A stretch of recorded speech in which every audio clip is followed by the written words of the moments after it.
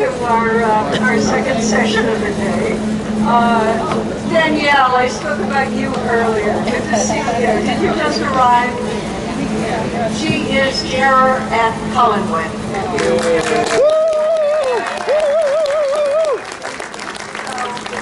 Hello, everybody. I'm Kathryn Leigh Scott.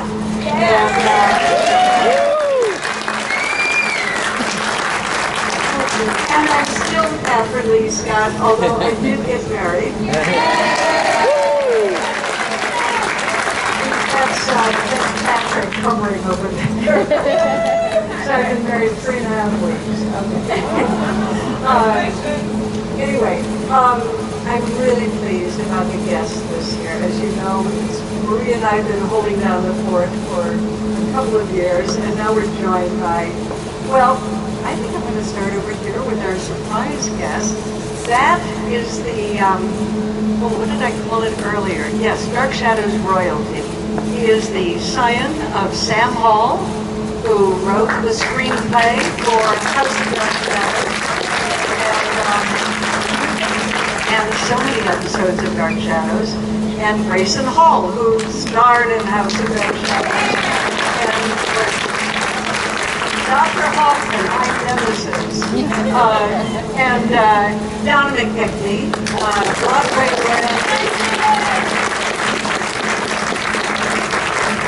Donna McKechnie created the role of Cassie in Forest Line, celebrating its 50th anniversary this year, and she's going to be doing a big event next week in celebration and singing one of the songs from. Yeah, from Forest Line. And she'll tell you all about that because we're going to have a Q&A right after I make our introductions. And you can't hear very well. You can't hear? Now, what about now? Now? Now you can. Little. Somebody should turn up the speaker. How much haven't you heard? Do I have to start all over? Okay, how about that? This is the agreed upon mic position, okay.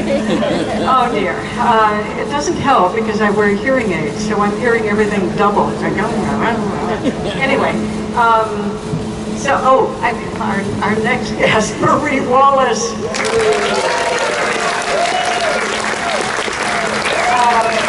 Marie Wallace celebrated her 90th birthday in May. And Marie has done 8 Broadway shows, including Gypsy with Ethel Merman. So, more Broadway roles. And Sharon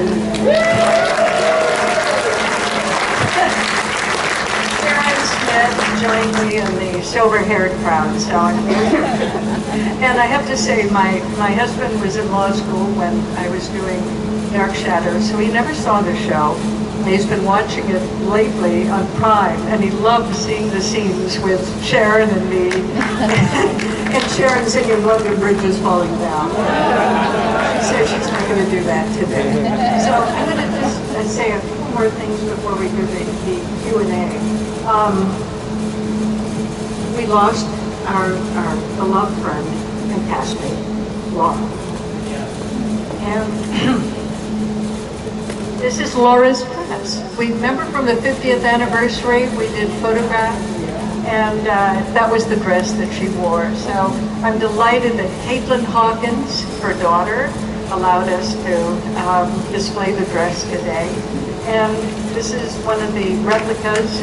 Laura has one as well. This is my ball gown from House of Dark Shadows, and Michael Hanna made her a beautiful green dress. I know a lot of you are familiar with it, but that's the replica of the ball gown that I wore in House of Dark Shadows. So, I also, before we start the Q&A, really want to thank the staff of Lyndhurst, and that's Glynis Cotton over there, who has really put this together. I think this is, it's a real treat to come here and find that, you know, we've got chandeliers and gorgeous carpet and in this beautiful backdrop, and we're all sitting in vintage chairs. It's so elegant, and I'm really, really pleased. So thank you very much for this. So we're going to start a Q&A. Who's got a question? Roy, don't you have a question? I'm so starstruck. Oh! Debbie and Roy are two of our most loyal fans. We see them all the time, and Guy. So I'm seeing so many of you that have been here over the years. Is there anything you're just dying to know and have never asked before? Well, I don't have a question. I just wanted to reiterate what I said to you earlier. That we want to thank you so much for organizing all this, getting all the work here. You brought back the festival. We talked about it for days. We feel like we're at a festival. Oh, wonderful. And on that note, we're going to be celebrating our 60th anniversary next year. And Jim Pearson will come up a little later and tell us about it. It'll be next summer. And while I'm at it, there's one guest who's not here with us, and that's David Hennessy. And he had his flight booked and hoped to be with us, but he, as you know, is a very successful businessman in Panama with hotels, restaurant, and a chocolate business. And I told him to please come and be with us next summer and bring chocolate bars with him. But when we break for the Q&A, we're going to show a video, and Danielle helped me put that together very, very quickly. It was only 2 days ago, whatever, that he said he couldn't come. And I quickly got in touch with Danielle, and we did a little Zoom chat with him. So you'll see a fresh interview here with David. So, does anybody have a question? What? Yes.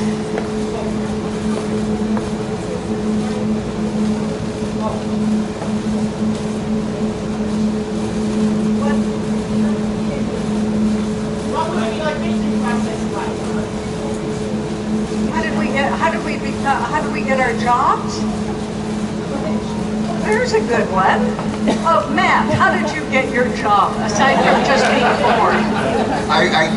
I have no job, but I actually can tell the story of how my mother got her job, which some of you may have heard, which is in 1966, my parents were broke, and they were. Hello. Okay, I'm going to get even closer to this microphone. We are now very intimate, the microphone and I. In 1966, my parents were broke. They were living in New York City, and they had me, and I was like a little kid. And things were so bad with my father's writing career and my mother's acting career that they actually were considering going back to my father's family in Ohio so he could take on the tasks of running the rubber glove factory that he had run screaming from, that his father had created. He had come to New York to be a writer to get away from that, and things were so dire for them that they actually were debating going back. And one hot summer day, my mother came in from whatever and stripped off her clothes and turned up a cool shower and stuck one leg in, and the phone rang. And she debated, standing there on one foot, whether to get the phone. And she decided, yes, get the phone. And it was her agent saying, did she want to do a very small part on a TV show called Dark Shadows, in which she would play a hematologist that would be killed almost immediately by a vampire. And she said yes, and prayed to all the gods that she found appropriate. And then she went in and she realized, the way to play this was to play a subtext of being in love with the vampire. And so she played that as a subtext, and the audience actually read it, and that kept her rolling on the show. And so she kind of, that actually is kind of how that worked.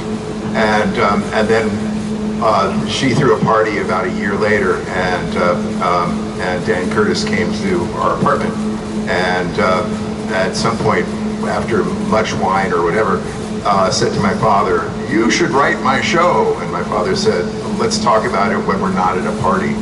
And 3 days later, the phone rang, and it was Dan Curtis saying, "You should write my show."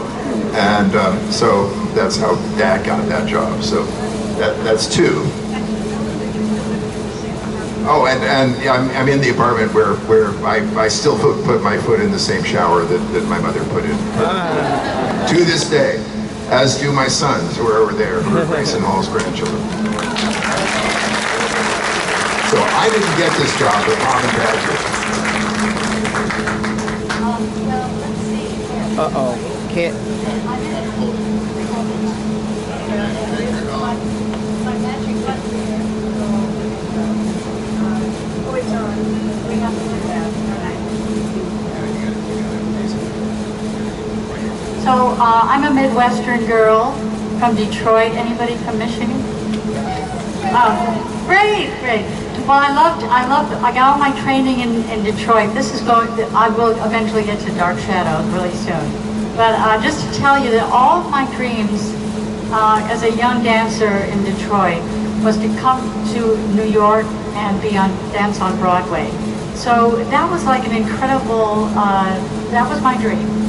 And all of my hard work, going to classes and everything. Anyway, I was able to get into a Broadway show. And then my parents stopped worrying about me for a minute.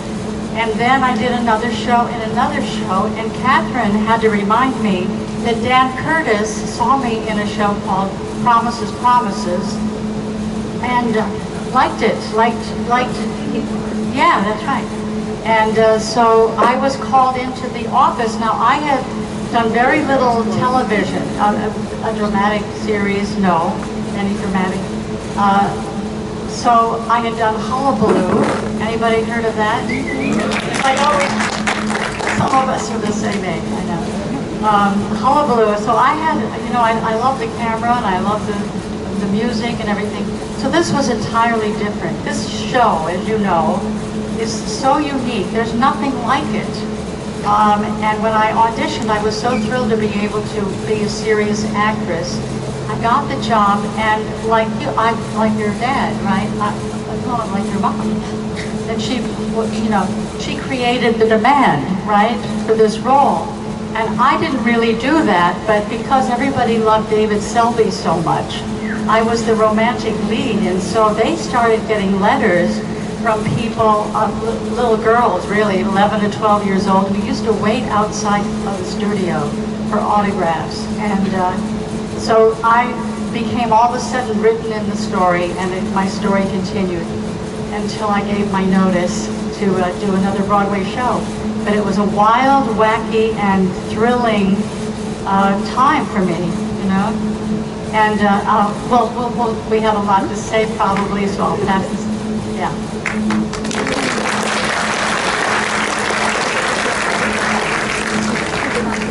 Or should I not?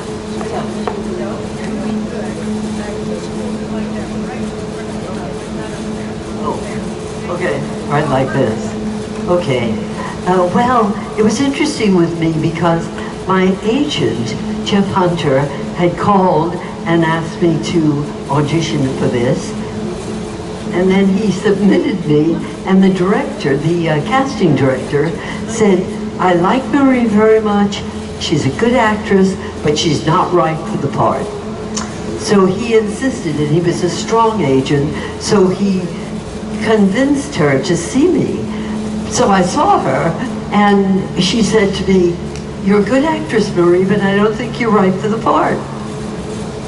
So she said, but however, I will give you an appointment with Dan Curtis, but don't feel badly if he starts to get up with his putter, because he has a green carpet and he'll start putting while he's auditioning you.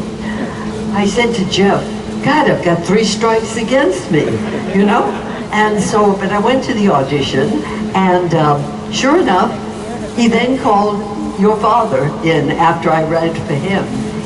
And he gave me another scene to read and said, go in this room. He called Sam in. Sam came, and I auditioned for both of them. And then that night, I got a call from Dan Curtis's office. Come in tomorrow.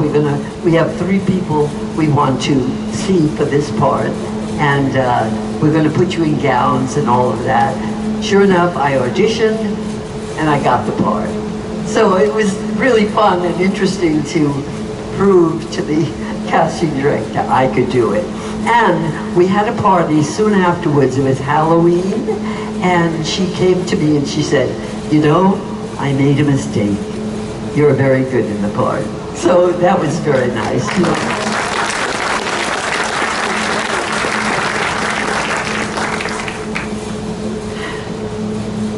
Little Sharon Smith went on an audition.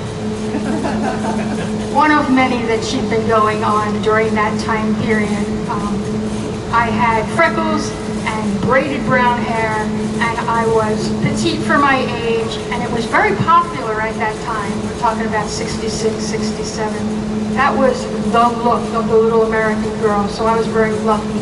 I went on an audition with a zillion million other little girls of all shapes and sizes, blondes and brunettes, and I didn't think too much of it. Got a call back to come back for another audition. That time there were less little girls. And the third time I came back, there were 2 of us. The other little girl's name was Eileen Burrell, skinny, long blonde hair, happened to be a friend of mine. And she had played the part of a ghost in a different show prior to that, like Wagon Train or something like that. So no big deal to me. She got the part, I'm sure, because she's a little ghost. She's done this before. Didn't think about it again until I got the phone call to come in for a fitting. That I came in, I did read for a table full of people. I couldn't tell you who was at that table. I'm not sure. Dan could have been there. I don't know. Again, I was a little girl, and I just did what I was told. And they told me what to read, and I read it. And the rest is history. I mean, who knew? I have to say, and this is my opinion, only my opinion. When in retrospect, I think to myself, what was the difference? What was the reason why I got it? It certainly wasn't because I was a better actress. I wasn't an actress. I've done commercials and modeling. I think it was because of the familia, the face of Sarah Collins. If you look at Joan Bennett, if you look at Barnabas, there was kind of a dark family resemblance in there. That's just my opinion. I sometimes think that's probably the only reason I got the job. But I look good without makeup.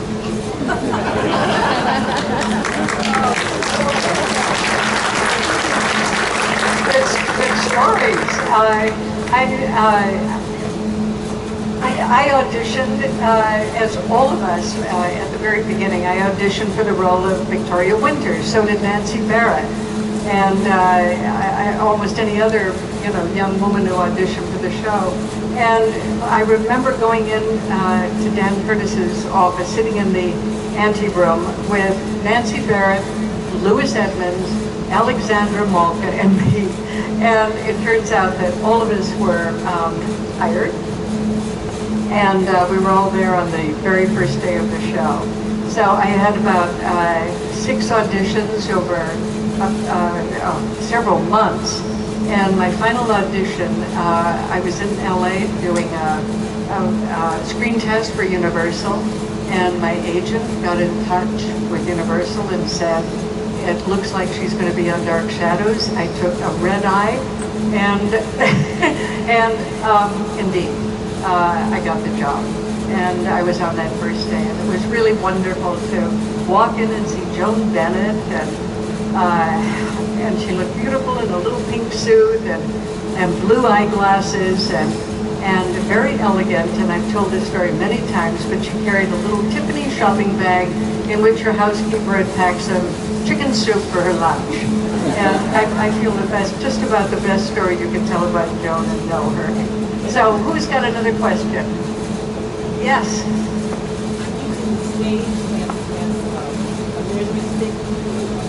We're at college, and we went up the stairs, top of the stairs to the door, from the top of from where he's sitting to the door. I would say it was about 15 paces. mean, why do you ask out of curiosity? Oh, it was the passageway that led to nowhere. I mean, you opened that door, and there was a little platform, and then there were stairs going back down to the stage. So, yeah, and it was scary for you. Yeah. And of course, the door in the foyer that went back to where Mrs. Johnson worked, that was simply a dressing room back there, and, you know, a quick change room. It led to nowhere. So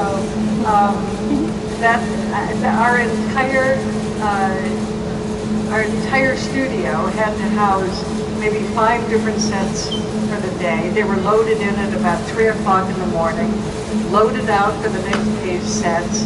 And I'm going to say that that studio was no more than from those white curtains to there.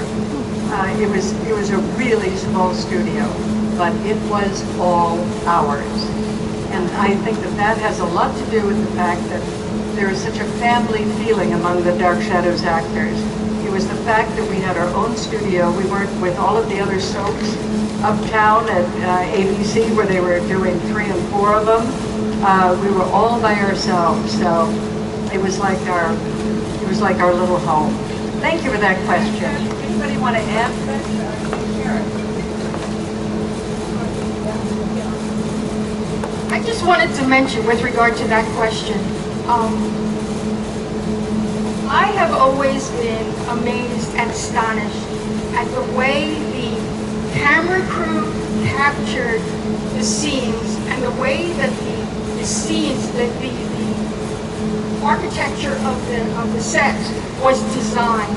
It was designed in such a way that when you look at it on TV or possibly even in the movie, I'm not as familiar, but it gave the effect of being grandiose. When in fact, as Kathryn said, it was very intimate, and I have to give kudos to the designer, who did it, Cy Thomasoff, who did the set designing, and the camera crew, obviously. I mean, they had to stay within the confines of the set. I mean, you know, I could see up over the top of it to where the Klieg lights are and whatnot. But when you watch it on TV, when I watch it on TV, I mean, it gives that feeling of being a large mansion. And I just think that's incredible, considering the Dark Shadows, my estimation, had a low budget. It was in the 60s. You know, I mean, there was a lot of love put into that to create what we see. And I just think kudos to them, you know, for doing that. Want to say something? You've just solved one of the great Dark Shadows mysteries for me, which is there's one episode, you guys probably all are familiar with it, where at the end of the show, where you watch Barnabas go into the room in the foyer, to the door in the foyer, and then they scroll credits, just holding on that, and then he comes back out as Jonathan Frid, holding a suit bag over his shoulder in conventional clothes. And I actually have wondered over the years, like, why did he change there? And I just found out it was a dressing room. Thank you. That solves something I've puzzled over for years. Okay.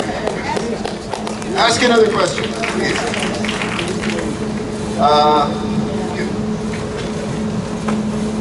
This question is for Kathryn.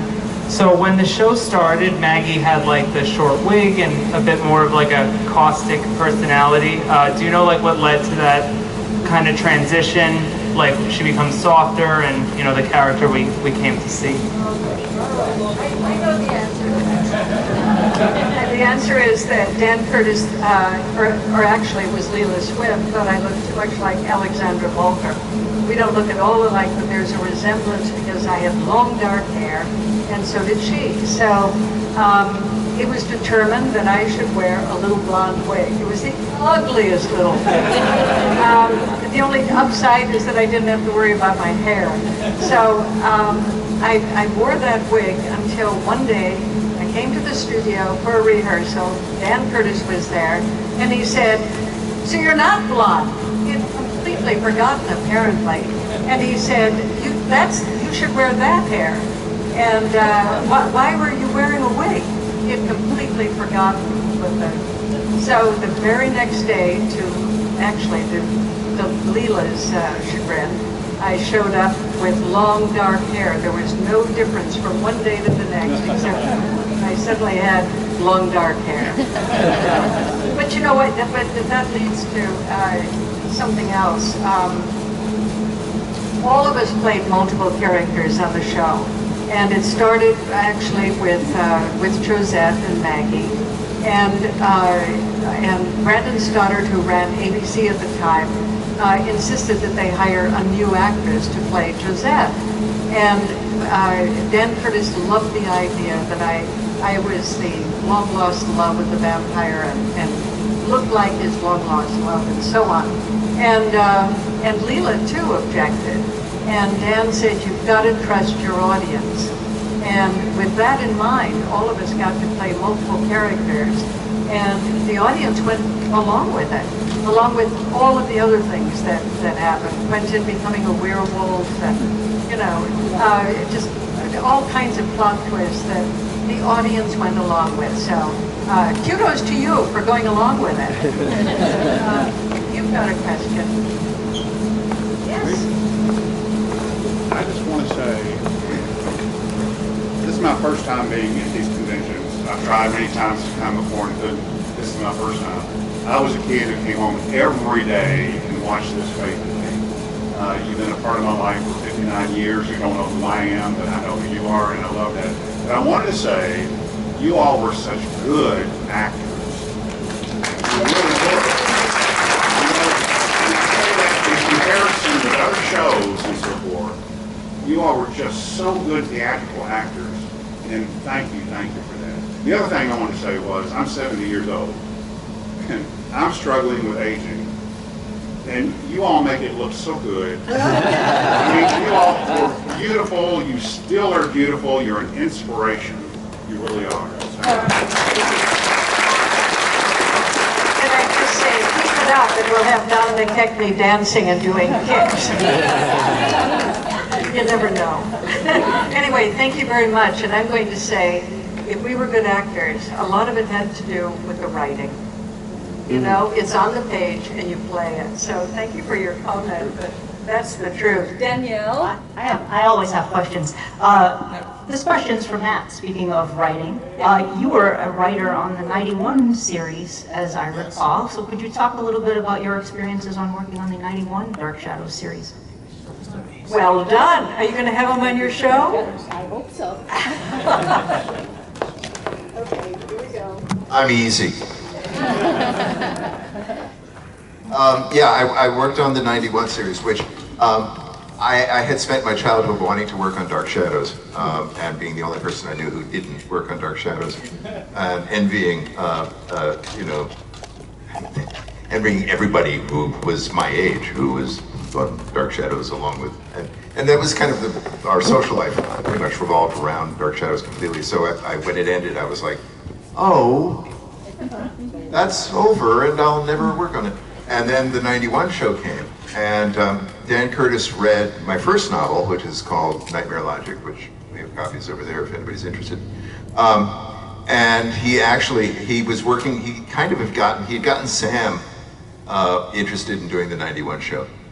And then he read Nightmare Logic and he said, oh, well, let's get Matt in. And so I went, and it was fascinating. I was in Los Angeles for a year. I had a convertible Mustang and a really nice apartment in Venice. And it was like all the stories I'd heard about Dan and my father's like sometimes complicated, almost father-son relationship with Dan. All those things that were true and complicated and work like all the stuff that happens in an office, all the weird dynamics. It was fascinating because Dan turned out to be a minotaur. He was a bull, half man, half bull. And he led the charge in this fascinating way. And my father's role I began to see, because now I was in the room, was to kind of like curb him, to kind of bend him towards various solutions to problems. But Dad tended to charge right through. And my father had a greater grasp of subtlety and nuance and ways around things and ways to make things flow. Whereas Dad would just take if I just get this thing on. Dad would just charge right through. And so that was a fascinating dynamic to watch. There was a moment where I actually began to sort of freak out because at some point I was sitting with my father in a room at MGM working on trying to build the long story for the 91 series. And through the wall, Dan was watching the old show and my mother's voice was coming through the wall. And it was like, okay, this is kind of heavy. But we got through that. Sam actually, it was heavy for him and he actually jumped to something else, but I stayed and did a bunch of scripts for them. I think that there was, I have a running line, I said it earlier, but my feelings about the 91 show is that it went up against the Gulf War and lost, but they had better production values and spent more per episode.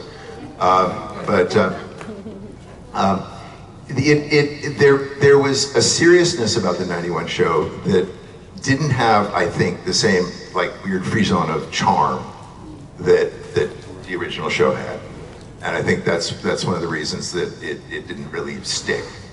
The older show had kind of a weird grace and charm, and there was something very linear finally about the 91 show that whereas the old show had been much more discursive and cursive in a way, to use the same word twice in different ways. So that's kind of, it was a fascinating experience. It was a ton of work. I wouldn't have traded for anything. And when it was over, I came back to New York, and a friend of mine said, "My God, you're the only person I know who went to Los Angeles for a TV job and came back to New York." And so that's, it was fascinating. It was, and I loved the actors. The actors were fantastic, and all of that whole aspect of it was good. But I think the final product kind of lacked. There was a charm and a humor and a humanity in the old show that really didn't translate through in an hour-long episodic drama once a week. Okay, thank you. That's the inside joke. And saying that Dan Curtis was half man, half bull, he was a Taurus. Remember? Yeah. I know it's warm in here, and I think that they're working on the air conditioning. I'm so sorry. Okay, we're going to go with another question. My question is, what was it like learning a new script every day and then having to do that script out of one take? I'm going to have all of us answer that one, and I'll answer it to begin with. It was a snap for young people. We could learn, we had such a facility for learning a script quickly. And in my case, and I have sort of an eidetic memory, I can pretty much read a page and know it. And I think it was the older actors that had a bit of a struggle. But anyway, I'm going to pass this on because I know everybody else has a comment as well. It was not hard for the young people. I'll stick to that one. Donna? Well, my situation, I think that, I was on a learning curve, definitely. But the challenge for me, I was doing a Broadway show every night. And I'm trying to remember, I think I got the script, I think it was delivered to the theater, to the Schubert Theater. And then I would go right home, no, not going out dancing with everybody else. I would go right home, and I made sure that I didn't memorize completely, because if I started drilling the dialogue, I wouldn't go to sleep. So I developed over time this kind of a strategy or technique where I would just read it, so I would plant it in my brain what it was about, what the story points were.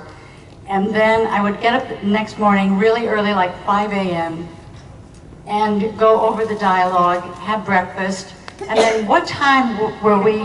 8 o'clock. So there was a first read, a table read. Correct me if I'm wrong, because this was 60 years ago. But it was a table read, and we all sat around, and this was really impressive. Everybody was cold reading the script, and you thought, oh, this is going to be nice. If it was a Broadway show, you'd get up and you'd start blocking it, taking your time. No, we blocked it right after that, right? Yep. Before we got into our makeup and yeah, so it was like, learn the lines as you're reading them, get up and we'll block it. And that was the most challenging part for me too. And also wearing a 25-pound wig on my head. That was a challenge. As someone mentioned before, earlier in the day, you couldn't stop. You had marks that you had to go to. So for me, that was the primary thing. You know, acting, forget about it, you know, which is not a bad thing when you can get out of your own way and not be self-conscious. My whole thing was to hit the mark and then say the line as I'm supposed to, and then something happens over here and I have a mark over here. And that was the hardest thing.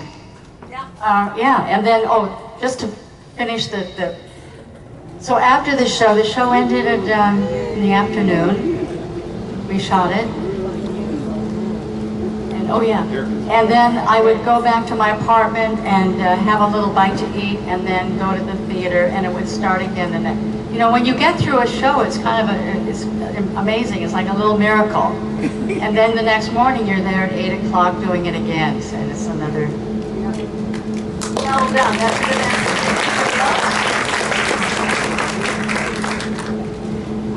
I never had a problem learning the lines. I was young then. And also, the teleprompter never really worked.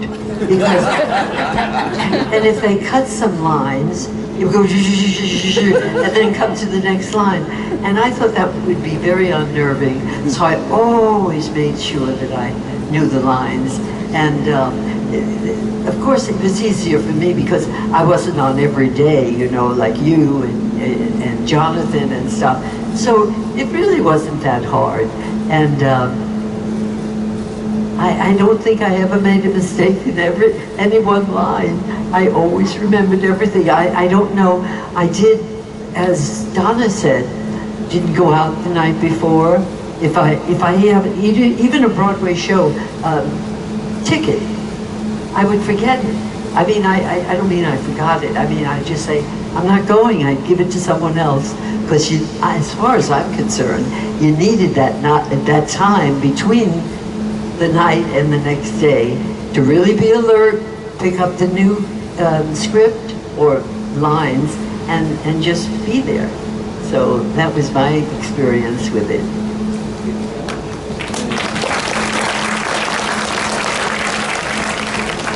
I guess I'm one of those young ones that Kathryn's talking about, and you know, it wasn't that easy all the time.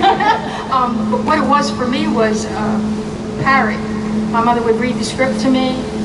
We'd go over the lines over and over and over again. I certainly didn't have as much dialogue as the adults did, but what always amazed me was I would get the script sent home to Philadelphia, which is where I live.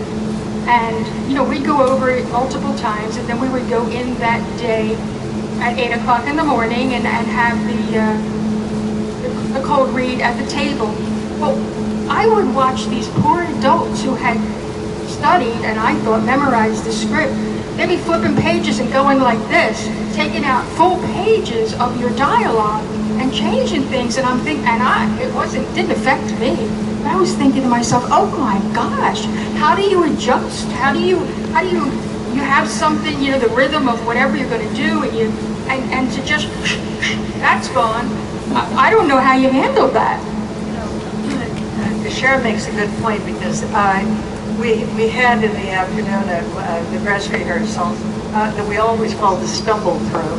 And after the stumble through, we went back upstairs, and as makeup and hairdressing, was doing finishing touches, Leela or John or Henry or whoever the director was would be giving notes. And sometimes they would, for timing, they would cut out whole speeches and, and give you lines. I remember my favorite one was when the hand came up out of the grave. Leela's direction to me was, see the hand, count to 2 and scream. So you get notes like that, and then minutes later you were down doing the show live. So there was part of your mind that was always, and you would know this because dancing is all about counting. Yeah, dancing is all about counting, and acting in a soap opera is always about having that part of your brain that is totally thinking, and it's almost second nature. It becomes second nature. It just having all of those prompts in your head so that you're going to hit that mark instead of that mark. You're going to drop that line. You're going to jump a cue, and you're going to count to 2 before screaming. So that's almost, it becomes almost second nature, wouldn't you say? It's a rhythm, yeah. So we're all agreed on that one. It's a juggling act. But I knew Donna would get it right away. It's all about, yeah, counting. Oh yeah. I had a line, I forget who I said it to, and it was that you could rot in hell. And the last minute, they said to me, you can't say in hell. So I had to say, you could rot. And it was so hard to stop, because it doesn't, that you could rot. It didn't make sense, but you could rot in hell sounded great. That was the hardest change I had. You could have said rotten heck. All right, okay. Anyway, oh, you look enthusiastic. Yeah, what? I was always intrigued about the David Ford, Nancy Barrett off-screen romance. I can see his attraction to her, but what did she see in him? And also, and didn't you guys try to stop it because the marriage didn't last?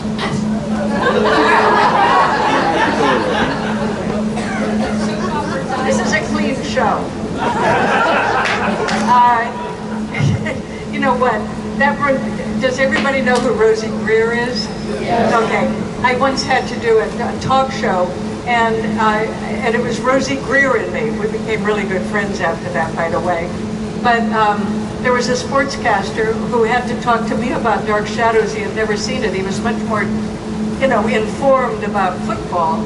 And at one point, not having any idea what to say to me, he said, "Did you always get bitten in the neck?" And I said, "Well, yeah, it's a daytime show."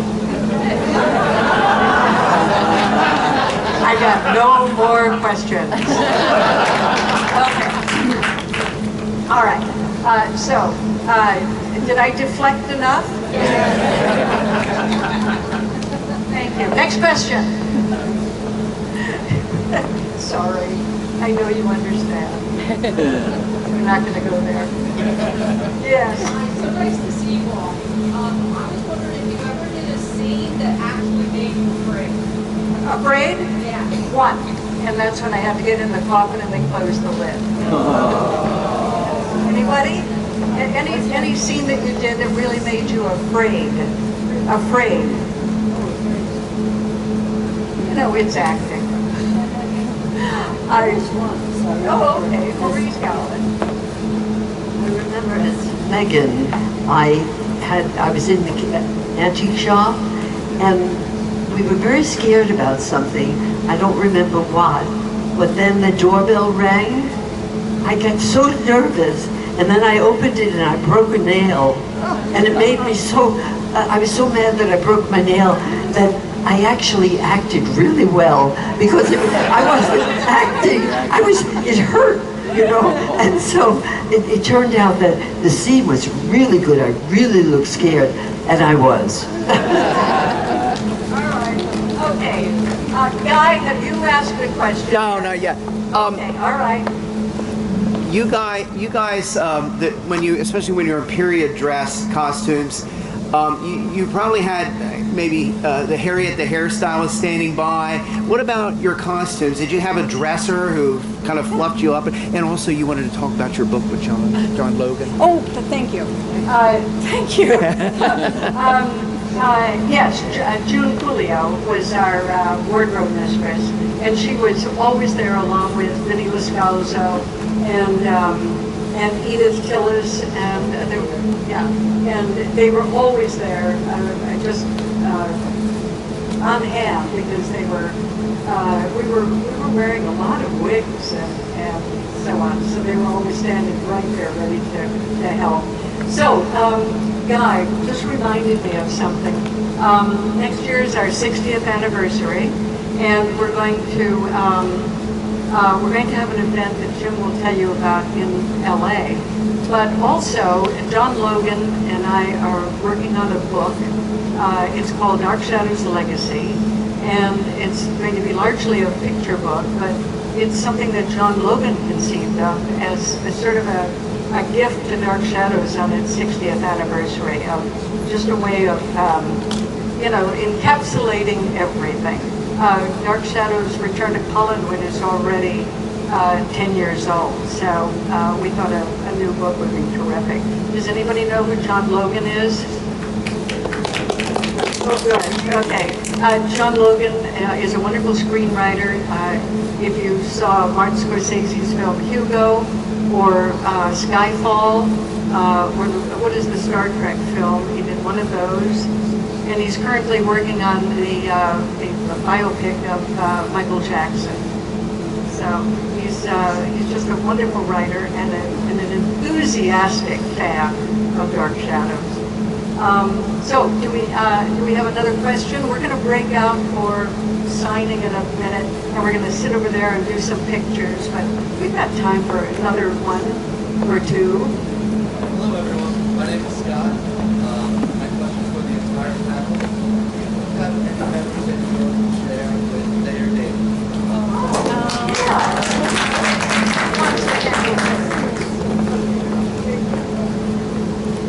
Thank you for asking that. Thayer David was actually one of my favorite people to work with. No offense to anyone else, but he was a big man with a big personality, and I had a scene with him that I'll never forget. You know, as a little kid, you listen, you hear things. You may not be engaged, but you hear people talk, you hear the adults talk. And I remember hearing him not complaining so much as just stating the fact that he had a bad back. And, moaning and groaning, whatever. And I had a scene in the cemetery where he had to pick me up. And knowing that information, I felt so bad. And I remember saying to him, you don't have to really pick me up. Like, I'll try to be as light as possible. Like I genuinely had empathy for the man. I didn't want him to hurt himself over picking me up. And he was so sweet. He said, oh, honey, he said, you don't wave with a bag full of groceries. He said, it's fine. But I always remember that because he was just like, he was special. Like the man, Thayer David. He was, just a very poised, educated, big personality kind of guy, and I was always impressed by him and that little story of engagement that I had with him. Sweet guy. Well, I never really worked with him except when I was being created, but I was unconscious then. So, so I really didn't have, but in the studio itself, I always found him to be gracious, fun, lovely man. That is true, yeah. Yeah, let's see. Who wants another question? Oh, gentleman back there. Yeah.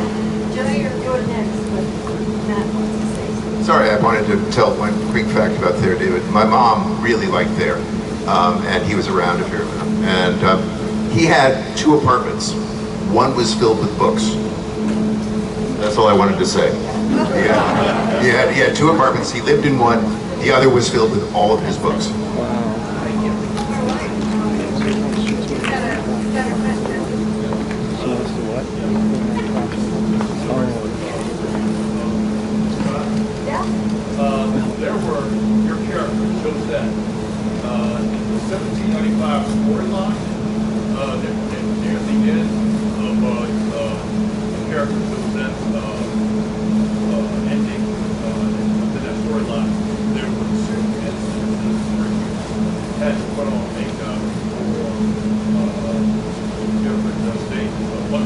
apparition of Joseph becoming a vampire if she chose to go with Marvelous. And the second was after Marvelous summoned her crazy and all that.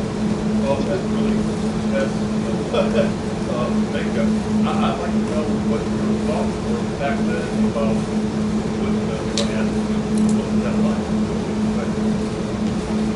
You're asking about the makeup when Joseph had the, all right. You know, there are two parts to that story. I think some of you have heard me talk about this one before. We used to, in early days, you had to go to the studio to pick up your scripts, or you picked them up if they were available when you were rehearsing at one of the other shows.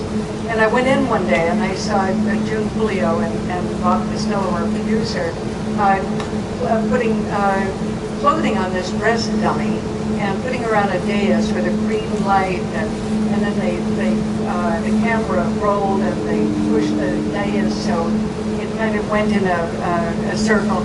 In any case, Bob saw me standing there and he said, "So what do you think?" And I said, "Well, what is it?" And he said, "Well, that's Josette, the long-lost love of Barnabas, and she's jumped to her death on Widow's Hill. What do you think?" And I said, "Well, I think it looks like a clothes dummy." So he said, "Well, would you mind standing in for the clothes dummy?" So I did. And so then he put half a ping pong ball that was painted like an eye. He planted that on my cheek. And he put baby oil and talc in my hair. And then they dressed me in the lacy rags that had been on Josette. And so I was back down on the dais in the green light, and they put a fan on it, made my eyes water. And then Bob said, "Raise your arms." So the fact that I could be animated instead of just, the clothes dummy going around, I think made it more effective. And Dan saw that. I think that was the beginning of his notion that I should play Josette. But it was totally accidental. But raising my arms up, tears coming out of my eyes, it was effective. So of course the other actors were saying at the rehearsal, "So you stood in for the dummy?" So I took a little heat for that, and so I went up to Dan and I said, "So do I get paid for this?" And he said, "No, it's not a regular show for you." So there I was as the dummy in several episodes, but I didn't get paid for them. Is that a story? I guess. All right. So those were my feelings. I didn't get paid. Okay. Who has another question? Oh, yes. I'm watching Lyndhurst kind of now, so every episode is different. I don't know what's happening, what's coming. I'm actually up to this behind. One thing I noticed, it can seem like weeks, like you don't see Joe or you don't see the camera. And I was just wondering, is that just the way it was filmed or written, or did you have contracts the way some yeah. now? I'm going to answer that one really quickly as well. We were on 13-week cycles, and your contract stipulated that you were in a certain number of episodes. So there were times when, for example, an actor would all of a sudden appear in a whole bunch of shows, and that was simply to fulfill the commitment before the 13-week cycle was up. And the other answer, for example, you mentioned Joe. Joel Brothers was one of the many actors who did a Broadway show. He took over for Robert Redford in Barefoot in the Park, and so his commitment on the show changed to accommodate that. And Mitch Ryan played in Wait Till Dark with Lee Remick, and of course, we had quite a few actors who did that, and therefore the shows and the storyline was altered. You still got your shows in, but sometimes they were clumped up so that you had a couple of weeks off. How's that for a quickie answer? Did you?